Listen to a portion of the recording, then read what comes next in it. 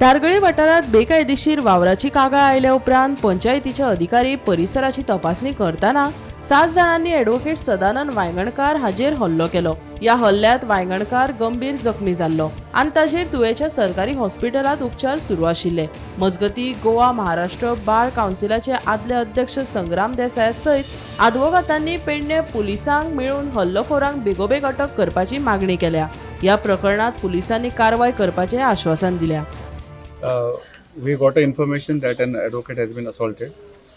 I being the member of Bar Council of Maharashtra and Goa and a guardian member for the state of Goa, as soon as I received information, I reached here along with the team of the lawyers from Sindhudurg as well as Goa. Firstly, we met the Mr. PI, and after discussing with him, we found that he is taking proper action. But there were certain important issues which we needed to highlight. See, the thing is that he has not gone there only as a lawyer, but he had gone there with a team of government officers, and therefore whatever act has taken place, it is obstructing justice, and therefore we had requested the investigating officer to add the concerned sections which are serious one. It's a serious offense, old section 353 of Indian Penal Code. So therefore we have requested the PI to take proper action, and he has promised. Now the second part is, all the lawyers are showing solidarity towards Mr. Vaingankar. The reason is that nowadays there are so many incidents where the lawyers have been attacked by the opposite parties. Condemn such attacks, and in future if such attacks are taken place, then we will deal with them very seriously.